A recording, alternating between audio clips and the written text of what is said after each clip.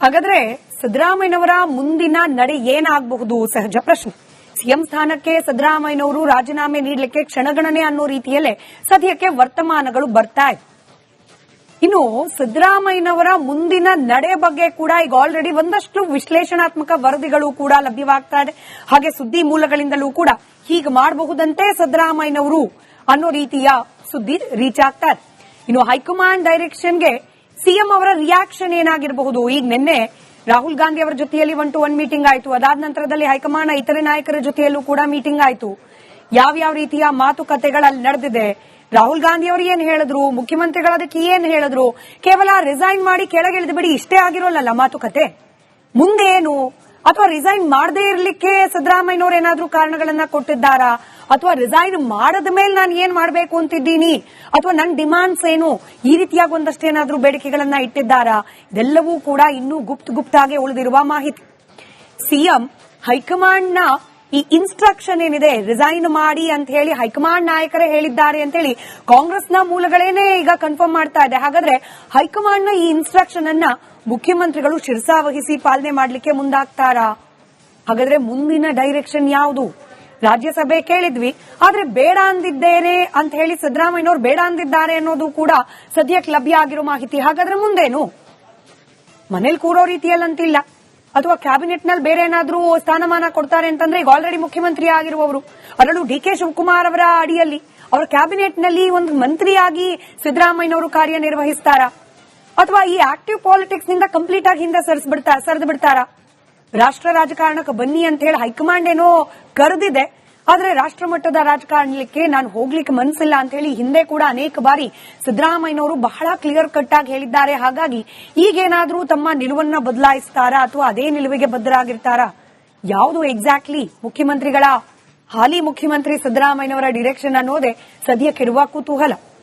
ಇನ್ನು ಮತ್ತೊಂದು ಆಯಾಮದಲ್ಲಿ ಯೋಚನೆ ಮಾಡಿದಾಗ ಪುತ್ರ ಯತೀಂದ್ರ ಸಿದ್ದರಾಮಯ್ಯ ಅವರಿಗಾಗಿ ಪಟ್ಟತ್ಯಾಗ ಮಾಡ್ಲಿಕ್ಕೆ ಏನಾದ್ರು ಮುಂದಾಗ್ಬಿಡ್ತಾರಾ ಸಿದ್ದರಾಮಯ್ಯನವರು?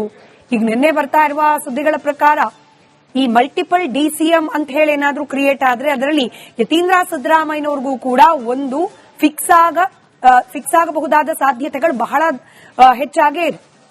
ಆದ್ರೆ ಮತ್ತೊಂದು ಮೂಲ ಹೇಳ್ತಾ ಇದೆ, ಇಲ್ಲ ಇನ್ಫ್ಯಾಕ್ಟ್ ಹೈಕಮಾಂಡ್ ನಾಯಕರು ಪ್ರಾಮಿಸ್ ಮಾಡಿದ್ರು, ನೀವು ಸ್ಟೆಪ್ ಡೌನ್ ಆಗಿ ನಿಮ್ಮ ಪುತ್ರನಿಗೆ ನಾವು ಉತ್ತಮವಾದ ಸ್ಥಾನಮಾನ ಕೊಡ್ತೀವಿ ಅಂತ ಹೇಳಿ. ಆದ್ರೆ ಸಿದ್ದರಾಮಯ್ಯನವರೇ ಅದನ್ನ ನಿರಾಕರಿಸಿಬಿಟ್ರು. ಯತೀಂದ್ರ ಅವರ ರಾಜಕೀಯ ಬದುಕಿನ ಬಗ್ಗೆ ನಾನೇನು ಹೆಚ್ಚಿಗೆ ಒತ್ತಡ ಅಥವಾ ಡಿಮಾಂಡ್ ಅನ್ನ ಹೈಕಮಾಂಡ್ ನಾಯಕರ ಮುಂದಿಡೋದಿಲ್ಲ, ಅದು ಬೇರೆ ಪ್ರಶ್ನೆ. ಸದ್ಯಕ್ಕೆ ನಂದು ಇತ್ಯರ್ಥ ಆಗಲಿ ಅನ್ನೋ ರೀತಿಯಲ್ಲಿ ಸಿದ್ದರಾಮಯ್ಯನವರ ಮಾತಿತ್ತು ಅನ್ನೋದು ಕೂಡ ಮತ್ತೊಂದು ಮೂಲದಿಂದ ಬರ್ತಾ ಇರುವ ಮಾಹಿತಿ. ಆದ್ರೆ ಪುತ್ರ ವ್ಯಾಮೋಹ ಅನ್ನೋದು ಇರದೇ ಇರ್ಲಿಕ್ಕೆ ಸಾಧ್ಯನಾ? ಪುತ್ರನಿಗಾಗಿ ಪಟ್ಟವನ್ನ ತ್ಯಾಗ ಮಾಡ್ಲಿಕ್ಕೆ ಹಾಗಾದ್ರೆ ಸಿದ್ದರಾಮಯ್ಯನವರು ಮುಂದಾಗ್ತಾರಾ? ಯತೀಂದ್ರ ನಿಜವಾಗ್ಲೂ ಡಿಸಿಎಂ ಆಗ್ತಾರಾ? ಹೊಸ ಸರ್ಕಾರದಲ್ಲಿ ಯತೀಂದ್ರ ಅವರಿಗೆ ಇನ್ಫ್ಯಾಕ್ಟ್ ಡಿಸಿಎಂ ಅಲ್ಲದೆ ಹೋದ್ರೂ ಕೂಡ ಯಾವುದಾದ್ರೂ ಒಂದು ಪ್ರಬಲವಾದ ಖಾತೆ ಸಿಗಬಹುದು ಅನ್ನೋ ಲೆಕ್ಕಾಚಾರ ಇದ್ದೇ ಇದೆ.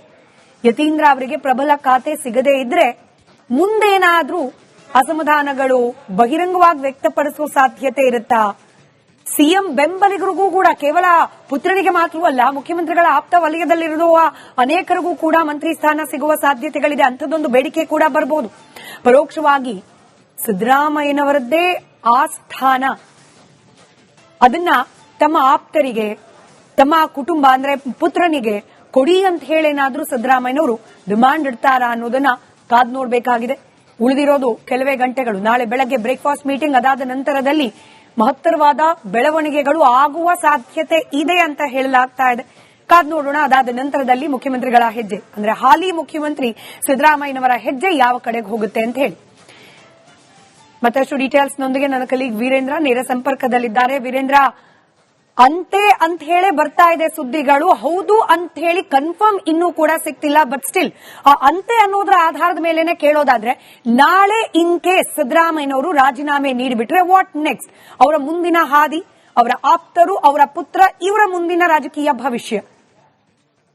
ಸಿದ್ದರಾಮಯ್ಯನವರಂತಹ ಸೀಸನ್ಡ್ ಪೊಲಿಟಿಷಿಯನ್ ಯಾವತ್ತೂ ಕೂಡ ಮುಖ್ಯಮಂತ್ರಿ ಪಟ್ಟದಿಂದ ಕೆಳಗಿಳುವಾಗ ಮುಂದಿನ ರಾಜಕೀಯ ಹಾದಿ ಏನು ಅನ್ನೋದನ್ನ ಯೋಚನೆ ಮಾಡಿಯೇ ಮಾಡ್ತಾರೆ. ಮತ್ತೆ ಇಂಥವ್ರು ಏನ್ ಮಾಡ್ತಾರೆ ಗೊತ್ತಾ?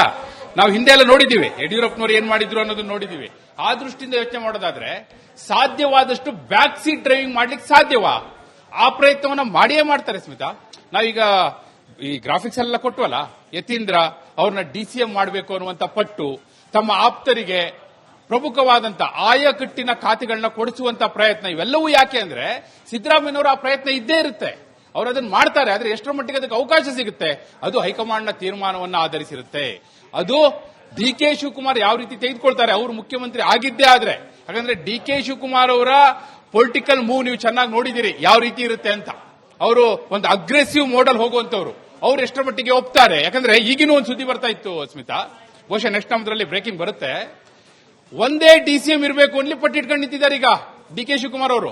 ಈಗ 4 ಜನ ಡಿಸಿಎಂ ಅಂತ ಹೇಳಿ ಎಲ್ಲ ಚರ್ಚೆ ಆಗ್ತಾ ಇದೆಯಲ್ಲ, ಇಲ್ಲ ಒಬ್ಬರೇ ಡಿಸಿಎಂ ಇರಬೇಕು ಅನ್ನುವಂತ ಪಟ್ಟನ್ನ ಈಗ ಸ್ವತಃ ಡಿ ಕೆ ಶಿವಕುಮಾರ್ ಇಟ್ಕೊಂಡಿದ್ದಾರೆ. ಯಾಕೆ, ಹಿಂದೆ ಸಿದ್ದರಾಮಯ್ಯನವರ ಸರ್ಕಾರದಲ್ಲಿ ನಾನು ಒಬ್ಬನೇ ಇದ್ದೆ, ನನ್ನ ಸರ್ಕಾರದಲ್ಲಿ ಯಾಕೆ 4 ಜನ, ಒಬ್ಬರಿಗೆ ಕೊಡಿ, ಯಾರಿಗಾದ್ರೂ ಕೊಡಿ ನೀವು, ಆದ್ರೆ ಒಬ್ಬರೇ ಇರಬೇಕು ಅನ್ನುವಂತ ಪಟ್ಟಣ ಆಗ್ತಾ ಇದ್ದಾರೆ. ಅಂದ್ರೆ ಇವೆಲ್ಲವೂ ಕೂಡ ಏನನ್ನ ಸೂಚಿಸ್ತಾ ಇದೆ, ಮುಂದಿನ ಅಂದ್ರೆ ಹೊಸ ಸರ್ಕಾರ ಬಂದ ನಂತರ ಈ ಸರ್ಕಾರ ಯಾವ ಹಾದಿಯಲ್ಲಿ ಮುಂದೆ ಸಾಗಬಹುದು, ಸಿದ್ದರಾಮಯ್ಯನವರ ನಡೆ ಏನಾಗಿರ್ಬೋದು. ಹಾಗಾದ್ರೆ ಸಿದ್ದರಾಮಯ್ಯನವರ ಮುಂದಿನ ನಡೆ ಏನಾಗಬಹುದು ಸಹಜ ಪ್ರಶ್ನೆ. ಸಿಎಂ ಸ್ಥಾನಕ್ಕೆ ಸಿದ್ದರಾಮಯ್ಯನವರು ರಾಜೀನಾಮೆ ನೀಡಲಿಕ್ಕೆ ಕ್ಷಣಗಣನೆ ಅನ್ನೋ ರೀತಿಯಲ್ಲೇ ಸದ್ಯಕ್ಕೆ ವರ್ತಮಾನಗಳು ಬರ್ತಾ ಇದೆ.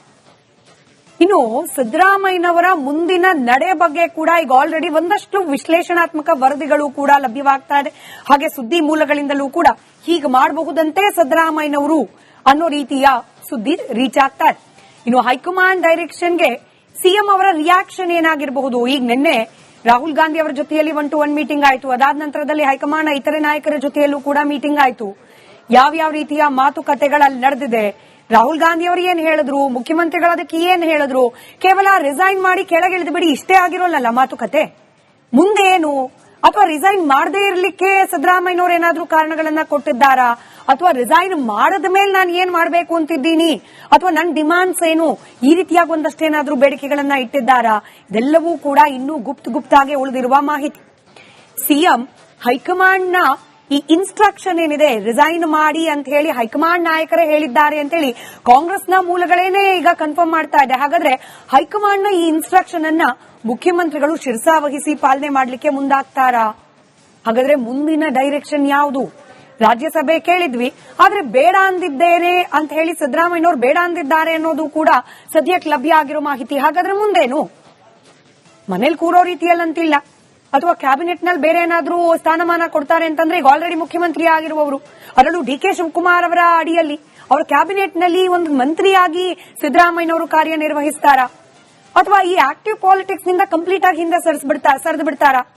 ರಾಷ್ಟ್ರ ರಾಜಕಾರಣಕ್ಕೆ ಬನ್ನಿ ಅಂತ ಹೇಳಿ ಹೈಕಮಾಂಡ್ ಏನೋ ಕರೆದಿದೆ, ಆದ್ರೆ ರಾಷ್ಟ್ರ ಮಟ್ಟದ ರಾಜಕಾರಣಕ್ಕೆ ನಾನು ಹೋಗ್ಲಿಕ್ಕೆ ಮನಸ್ಸಿಲ್ಲ ಅಂತ ಹೇಳಿ ಹಿಂದೆ ಕೂಡ ಅನೇಕ ಬಾರಿ ಸಿದ್ದರಾಮಯ್ಯನವರು ಬಹಳ ಕ್ಲಿಯರ್ ಕಟ್ ಆಗಿ ಹೇಳಿದ್ದಾರೆ. ಹಾಗಾಗಿ ಈಗೇನಾದ್ರೂ ತಮ್ಮ ನಿಲುವನ್ನ ಬದಲಾಯಿಸ್ತಾರಾ, ಅಥವಾ ಅದೇ ನಿಲುವಿಗೆ ಬದ್ಧರಾಗಿರ್ತಾರಾ? ಯಾವುದು ಎಕ್ಸಾಕ್ಟ್ಲಿ ಮುಖ್ಯಮಂತ್ರಿಗಳ ಹಾಲಿ ಮುಖ್ಯಮಂತ್ರಿ ಸಿದ್ದರಾಮಯ್ಯನವರ ಡೈರೆಕ್ಷನ್ ಅನ್ನೋದೇ ಸದ್ಯಕ್ಕಿರುವ ಕುತೂಹಲ. ಇನ್ನು ಮತ್ತೊಂದು ಆಯಾಮದಲ್ಲಿ ಯೋಚನೆ ಮಾಡಿದಾಗ ಪುತ್ರ ಯತೀಂದ್ರ ಸಿದ್ದರಾಮಯ್ಯ ಅವರಿಗಾಗಿ ಪಟ್ಟತ್ಯಾಗ ಮಾಡ್ಲಿಕ್ಕೆ ಏನಾದ್ರು ಮುಂದಾಗ್ಬಿಡ್ತಾರಾ ಸಿದ್ದರಾಮಯ್ಯನವರು? ಈಗ ನಿನ್ನೆ ಬರ್ತಾ ಇರುವ ಸುದ್ದಿಗಳ ಪ್ರಕಾರ ಈ ಮಲ್ಟಿಪಲ್ ಡಿಸಿಎಂ ಅಂತ ಹೇಳಿ ಏನಾದ್ರೂ ಕ್ರಿಯೇಟ್ ಆದ್ರೆ ಅದರಲ್ಲಿ ಯತೀಂದ್ರ ಸಿದ್ದರಾಮಯ್ಯನವ್ರಿಗೂ ಕೂಡ ಒಂದು ಫಿಕ್ಸ್ ಆಗಬಹುದಾದ ಸಾಧ್ಯತೆಗಳು ಬಹಳ ಹೆಚ್ಚಾಗೇ ಇದೆ. ಆದ್ರೆ ಮತ್ತೊಂದು ಮೂಲ ಹೇಳ್ತಾ ಇದೆ, ಇಲ್ಲ ಇನ್ಫ್ಯಾಕ್ಟ್ ಹೈಕಮಾಂಡ್ ನಾಯಕರು ಪ್ರಾಮಿಸ್ ಮಾಡಿದ್ರು, ನೀವು ಸ್ಟೆಪ್ ಡೌನ್ ಆಗಿ ನಿಮ್ಮ ಪುತ್ರನಿಗೆ ನಾವು ಉತ್ತಮವಾದ ಸ್ಥಾನಮಾನ ಕೊಡ್ತೀವಿ ಅಂತ ಹೇಳಿ, ಆದ್ರೆ ಸಿದ್ದರಾಮಯ್ಯನವರೇ ಅದನ್ನ ನಿರಾಕರಿಸಿಬಿಟ್ರು. ಯತೀಂದ್ರ ಅವರ ರಾಜಕೀಯ ಬದುಕಿನ ಬಗ್ಗೆ ನಾನೇನು ಹೆಚ್ಚಿಗೆ ಒತ್ತಡ ಅಥವಾ ಡಿಮಾಂಡ್ ಅನ್ನ ಹೈಕಮಾಂಡ್ ನಾಯಕರ ಮುಂದಿಡೋದಿಲ್ಲ, ಅದು ಬೇರೆ ಪ್ರಶ್ನೆ, ಸದ್ಯಕ್ಕೆ ನಂದು ಇತ್ಯರ್ಥ ಆಗಲಿ ಅನ್ನೋ ರೀತಿಯಲ್ಲಿ ಸಿದ್ದರಾಮಯ್ಯನವರ ಮಾತಿತ್ತು ಅನ್ನೋದು ಕೂಡ ಮತ್ತೊಂದು ಮೂಲದಿಂದ ಬರ್ತಾ ಇರುವ ಮಾಹಿತಿ. ಆದ್ರೆ ಪುತ್ರ ವ್ಯಾಮೋಹ ಅನ್ನೋದು ಇರದೇ ಇರ್ಲಿಕ್ಕೆ ಸಾಧ್ಯನಾ? ಪುತ್ರನಿಗಾಗಿ ಪಟ್ಟವನ್ನ ತ್ಯಾಗ ಮಾಡ್ಲಿಕ್ಕೆ ಹಾಗಾದ್ರೆ ಸಿದ್ದರಾಮಯ್ಯನವರು ಮುಂದಾಗ್ತಾರಾ? ಯತೀಂದ್ರ ನಿಜವಾಗ್ಲೂ ಡಿಸಿಎಂ ಆಗ್ತಾರಾ? ಹೊಸ ಸರ್ಕಾರದಲ್ಲಿ ಯತೀಂದ್ರ ಅವರಿಗೆ ಇನ್ಫ್ಯಾಕ್ಟ್ ಡಿಸಿಎಂ ಅಲ್ಲದೆ ಹೋದ್ರೂ ಕೂಡ ಯಾವುದಾದ್ರೂ ಒಂದು ಪ್ರಬಲವಾದ ಖಾತೆ ಸಿಗಬಹುದು ಅನ್ನೋ ಲೆಕ್ಕಾಚಾರ ಇದ್ದೇ ಇದೆ. ಯತೀಂದ್ರ ಅವರಿಗೆ ಪ್ರಬಲ ಖಾತೆ ಸಿಗದೇ ಇದ್ರೆ ಮುಂದೇನಾದ್ರೂ ಅಸಮಾಧಾನಗಳು ಬಹಿರಂಗವಾಗಿ ವ್ಯಕ್ತಪಡಿಸುವ ಸಾಧ್ಯತೆ ಇರುತ್ತಾ? ಸಿಎಂ ಬೆಂಬಲಿಗರಿಗೂ ಕೂಡ ಕೇವಲ ಪುತ್ರನಿಗೆ ಮಾತ್ರವಲ್ಲ, ಮುಖ್ಯಮಂತ್ರಿಗಳ ಆಪ್ತ ವಲಯದಲ್ಲಿರುವ ಅನೇಕರಿಗೂ ಕೂಡ ಮಂತ್ರಿ ಸ್ಥಾನ ಸಿಗುವ ಸಾಧ್ಯತೆಗಳಿದೆ. ಅಂಥದ್ದೊಂದು ಬೇಡಿಕೆ ಕೂಡ ಬರಬಹುದು.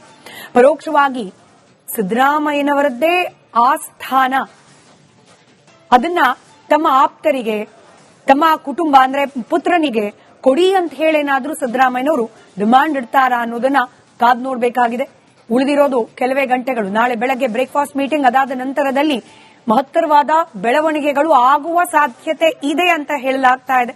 ಕಾದ್ ನೋಡೋಣ ಅದಾದ ನಂತರದಲ್ಲಿ ಮುಖ್ಯಮಂತ್ರಿಗಳ ಹೆಜ್ಜೆ, ಅಂದ್ರೆ ಹಾಲಿ ಮುಖ್ಯಮಂತ್ರಿ ಸಿದ್ದರಾಮಯ್ಯನವರ ಹೆಜ್ಜೆ ಯಾವ ಕಡೆಗೆ ಹೋಗುತ್ತೆ ಅಂತ ಹೇಳಿ. ಮತ್ತಷ್ಟು ಡೀಟೇಲ್ಸ್ ನೊಂದಿಗೆ ನನ್ನ ಕಲೀಗ್ ವೀರೇಂದ್ರ ನೇರ ಸಂಪರ್ಕದಲ್ಲಿದ್ದಾರೆ. ವೀರೇಂದ್ರ, ಅಂತೆ ಅಂತ ಹೇಳಿ ಬರ್ತಾ ಇದೆ ಸುದ್ದಿಗಳು, ಹೌದು ಅಂತ ಹೇಳಿ ಕನ್ಫರ್ಮ್ ಇನ್ನೂ ಕೂಡ ಸಿಗ್ತಿಲ್ಲ. ಬಟ್ ಸ್ಟಿಲ್ ಆ ಅಂತೆ ಅನ್ನೋದ್ರ ಆಧಾರದ ಮೇಲೆನೆ ಕೇಳೋದಾದ್ರೆ, ನಾಳೆ ಇನ್ ಕೇಸ್ ಸಿದ್ದರಾಮಯ್ಯನವರು ರಾಜೀನಾಮೆ ನೀಡಿಬಿಟ್ರೆ ವಾಟ್ ನೆಕ್ಸ್ಟ್? ಅವರ ಮುಂದಿನ ಹಾದಿ, ಅವರ ಆಪ್ತರು, ಅವರ ಪುತ್ರ, ಇವರ ಮುಂದಿನ ರಾಜಕೀಯ ಭವಿಷ್ಯ.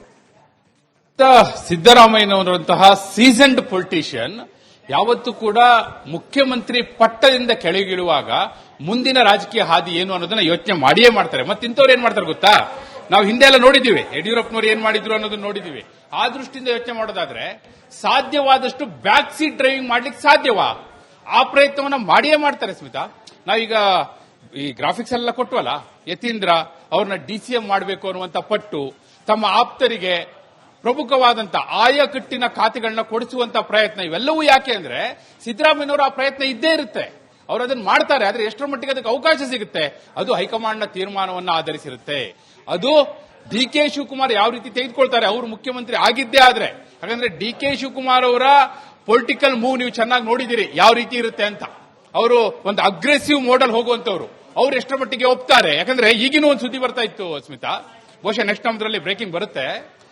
ಒಂದೇ ಡಿಸಿಎಂ ಇರಬೇಕು ಅನ್ಲಿ ಪಟ್ಟು ಇಟ್ಕೊಂಡು ನಿಂತಿದ್ದಾರೆ ಈಗ ಡಿ.ಕೆ. ಶಿವಕುಮಾರ್ ಅವರು. ಈಗ 4 ಜನ ಡಿಸಿಎಂ ಅಂತ ಹೇಳಿ ಎಲ್ಲ ಚರ್ಚೆ ಆಗ್ತಾ ಇದೆಯಲ್ಲ, ಇಲ್ಲ ಒಬ್ಬರೇ ಡಿಸಿಎಂ ಇರಬೇಕು ಅನ್ನುವಂತ ಪಟ್ಟನ್ನ ಈಗ ಸ್ವತಃ ಡಿ.ಕೆ. ಶಿವಕುಮಾರ್ ಇಟ್ಕೊಂಡಿದ್ದಾರೆ. ಯಾಕೆ?